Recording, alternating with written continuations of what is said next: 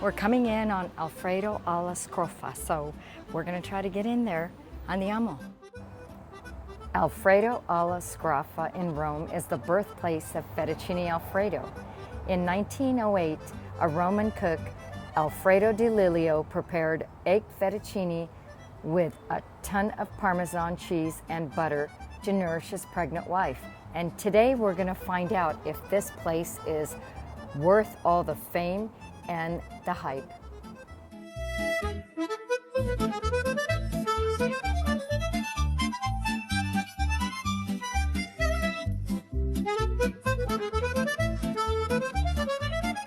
And I would like to explain for you fastly a tasting menu that we have here in the restaurant. So it contains of 2 starters, deep fried meatball in the green sauce, okay? And with the fiori di zucca, this one is deep fried. They have mozzarella cheese inside, anchovies, and mint, okay? So you get 1 piece each at the same plate as a starter, okay? This is one of the most selling plates that we have as a starters. After that, you get 2 pastas, okay? Different sauces. One of them is Fettuccine Alfredo, and I think the one you came for, right? Mm-hmm. After that, you get a portion of amatriciana. This one is red sauce, Presby bacon, and pecorino cheese. After that, you get as a main course a deep fried lamb with chicory aside, and you end up with a dessert. If you know the maritozzo, it's a Roman traditional dessert. It's so famous. It's like a brioche, a small bun of bread that is a little bit sugary, dolce. Okay, they have panna inside, whipped cream, a little bit of sugar, and some honey and or slices of oranges inside. Okay, it's a perfect option if you would like to try that Alfredo. It gives you the whole like experience of Alfredo most famous plates. So if you would like to try that, water is included as well and bread, so don't pay extra for those. Okay.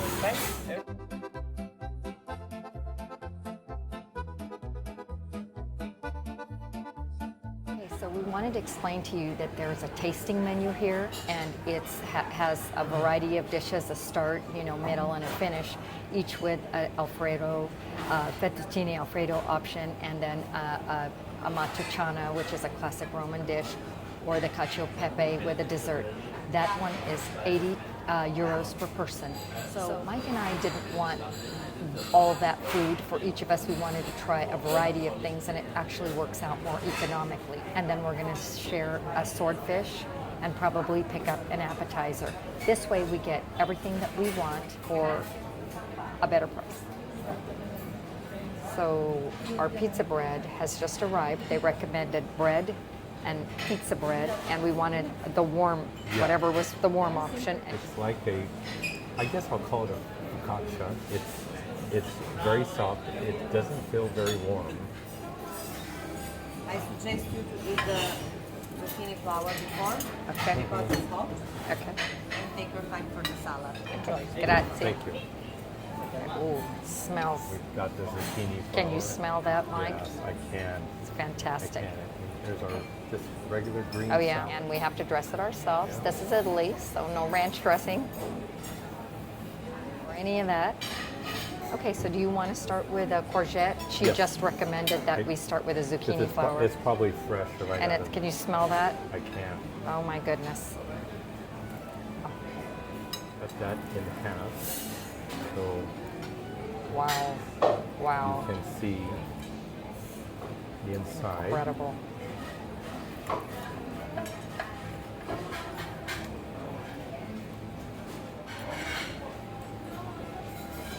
Freshly fried, melts in your mouth. There's some anchovies in there that you get just a hint of the anchovy taste. The flour is fresh. Everything just comes together, and it is so good.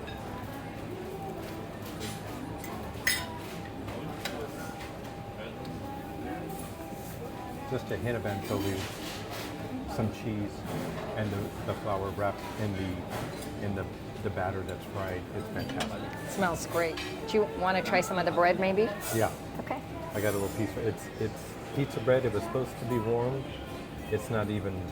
It's room temperature. So it's my turn to try this courgette or zucchini flower, and you can see that cheese pull going on in there. I'm going to turn it around for the camera, and you can just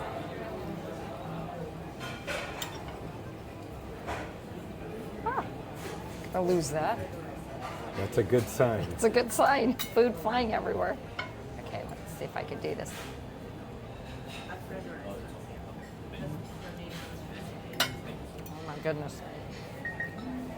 You're right, Mike. You can taste that anchovy in there, but it's ever so slight, and a hint of seasoning, warm, the cheese, the breading that it's around. Absolutely. Dynamite. So I am dressing the salad. They have salt and pepper grinders, which I love, the fresh salt too. And I can't emphasize enough how in Italy you dress your own salad. So here's the olive oil. Pour over like so. And then of course some balsamic. I think that's balsamic. Yes.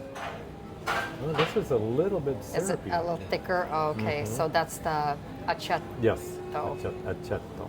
Yeah. And I Here's- love the here's- way, oh, this is their own, okay, yeah. So I love the way Mike dresses the salads. I wasn't used to that when we first met 37 years ago. I was used to all the salad dressings that we get. And, you know, he grew up having oil and vinegar when it wasn't in style. And so he does a pretty good job with it. He's got those ratios down. So this, I'm going to go ahead and dive in. It's all different greens. I mean, I don't even know the different greens. I mean, I see radicchio. I love the see radicchio. what looks like a mint leaf, but I don't think that would be. Well, it's very indicative of the area and what they have available. They'll throw in whatever is fresh and available in their salads. And that could range from corn to zucchini to fresh herbs. So tasty and fresh, but it's all green, fresh. And you like it. And taste. Yes, I love it. I love it. Great. Okay, I wanted to show you the salad because I don't think that you, looking at that salad, you realize how unusual it is, but look at the kinds of herbs that are in there, and there's actually mint. I have never tasted a salad like this before. There are actually pieces of mint and basil and herbs, these curly, unusual herbs. Look at this. It's kind of hard to eat, but the flavors are so fresh and delicious, and I think meant to help you digest your food quicker and not weigh you down with a heavy sauce, especially because their salads come at the end of the meal, and they assume that you're already pretty stuffed. I've got a whole field of herbs, a garden in my mouth. Fantastic. Okay, so we requested that our bread be warmed up, and it came back, and wow, you can see that it was brushed with olive oil and heated up. I bet it's not tepid anymore. That is definitely warmed up. I mean, the warmth brings a flavor out of bread that when it's room temperature is not there. Is it better? Has it more improved? Much better. Okay, we're just getting ready to have our Alfredo made for us right in front of our eyes. And our waitress, Fresquita, is fantastic, and she's going to start in just a moment. And I got spaghetti, which is made in-house with 3 types of tomatoes. Fettuccine, it was invented in this restaurant in 1914 from Alfredo in honor to his wife Ines. After the birth of the child, she couldn't eat nothing improperly, so he needed to invent only for her, a simple plate. He made, first of all, his simple fettuccine at home. It's very thin, cooked only for 30 seconds. Mix it in front of you with some butter, some Parmigiano Reggiano DOP 24 months old, and some hot water from the boiled water. After eating that, Ines feel it better and convinced her husband Alfredo to put the plate on the menu. So from that day, this is our best pasta and best seller. Always we suggest our customers to eat it hot and fast because after making cold, it's not the same. Till a day, we have the best tradition to give always the honor plate. We mix the fettuccine to the king of the table. And you are the king of the table for today. grazie It's our mille. pleasure also. The king of the table eat always with a gold spoon and a gold fork.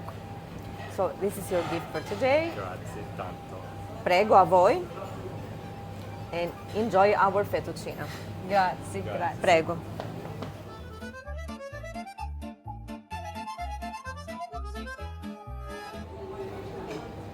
So the story behind Franciacorta is it's made with the same grape in the same style as French champagne.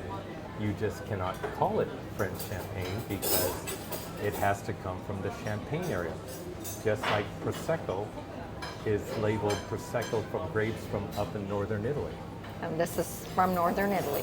And So, it's- okay, now Mike is going to My try. special He got his gold Gold. spoon. gold spoon and gold fork. And I don't usually eat pasta like this with a spoon, so I'm going to do it just because I have a gold spoon, and I don't think I will be able to eat pasta many times with a solid gold spoon. Yes, because you're breaking an Italian rule, right? Right.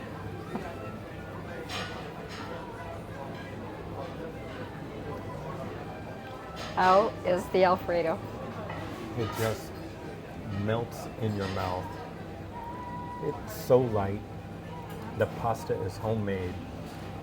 I just put it in your mouth and it melts in your mouth. And it's not heavy. You would think with all this cheese, it would just be heavy, and I can just Hold that tell up it's to so that. light. And Alfredo sauce sometimes can get really heavy. No, that's what I was afraid of. Not this here. one. So light, so tasty. I don't want to put anything on it. Okay. I have to try this incredible Alfredo that is just mouth-wateringly beautiful and we were advised to eat it warm while it's still hot, so I'm not doing the spoon because I'm not the king of the table.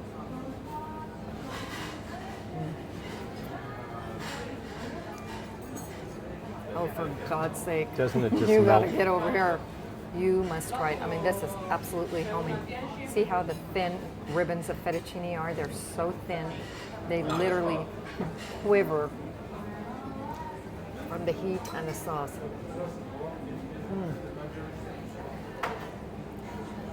I have never, ever had fettuccine Alfredo like this before. I don't know if we ever will either. Something I've been saying about coming to Italy all these years, the simpler, the better. You can't say it enough. If you're in Italy, do not go to a restaurant that doesn't make their own pasta. All right, now I'm going to try mine. You can see the steam coming out. This is homemade spaghetti, again, fatta in casa. And spaghetti's not your favorite shaped pasta. I don't like spaghetti. I always think of a cafeteria when I was a little kid, and they made the spaghetti, and I don't like the look of it. And I asked about changing out the pasta, and they said, you want this spaghetti. They said this is also made in-house. Trying it, and it's made with 3 different tomatoes, the sauce, and with a little melon of mozzarella that is melted. And of course, the basil. And while she's eating, I'm going to tell you that Rohini does make her own pasta at home, and I am going to tell her next time she does it, we're going to record it. It is a simple process. With my own pasta sauce. This is, oh my goodness, you've got to try some of this. Beautiful. And this mozzarella takes the place of regular cheese. It almost has a sour cream consistency, but the taste is just kind of a mixture of sweetness and sour. I mean, just absolutely delightful. I'm gonna get this in my mouth somehow, so I'm gonna let you go. And I'm going to try Rohini's 3 tomato with Look at this. This is so incredible. The big dab of mozzarella that just melted and everything. So I'm going to wind up a healthy portion here. We can't emphasize enough, all the pastas here are made in-house, Okay, which makes all the difference. I'm going to try to do this as daintily as possible. It's not possible. I'm getting close. that pasta is it just melts in your mouth. Now it's a little thicker. These ribbons are a little thinner. It's a little thicker, and it's probably cooked a little more al dente than these, but it's still, you can tell it's homemade. And the tomato flavor is so subtle. The flavors are so subtle, but they all come together on your taste buds and dance around. And There's the mozzarella. Is it as good as I said it was? It is as good, if not better. What I'm afraid of is I keep thinking this is the best tomato sauce I've had, and I know I'm going to get somewhere else Right. next week, and I'm going to think the that's way the best. Welcome to Italy. That's what Yes, Italy is. for sure. So you would recommend this? Highly recommend both of them. Okay. We got the sea bass with, it looks like it's in a butter Yes. sauce. I'm going to put one piece here, And we really didn't need this, did we? but we got it, so we're going to enjoy it. It looks like it's I don't think it's fried. I think it's baked. I think you're right. Looks, very light.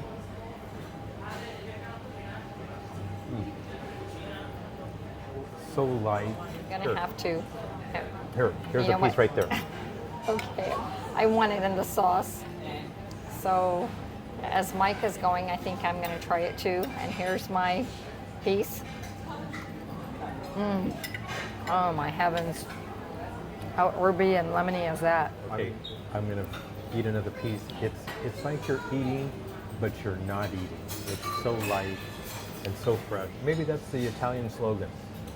I mean, this sauce, it's got herbs, It's got probably herb, butter and butter. maybe wine, kind of French inspired. But don't say that out too loud. No, you'll have a heart It attack. really is gorgeous. I think I stopped recording when I stabbed a piece, but I think I'm going to do that. It's So I'm, good.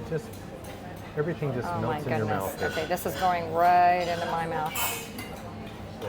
It's fantastic. Get the sea bass. Highly recommend it. And I don't want to intrude on the diners, but this place is covered with photos of celebrities who have eaten here over the years, and the list is as long and storied. Many, many celebrities have eaten here. Who was this again? Douglas Fairbanks and Mary Pickford? Mary Pickford in the 20s and came here and had on their honeymoon. I think them coming here and going back to the U.S. and telling about it kind of made it famous in the U.S. And then of course the people who traveled at that time came here, and then obviously it started to pick up in the States. Blew up after So, that. Yeah, so that's kind of the story of. So the Americans had a lot to do with the success of this place. Okay, I just want to show you. It was garnished with a piece of the skin, and it was fried. And Mike popped it in his mouth before we could Hold on a actually talk about it, but it is dynamite.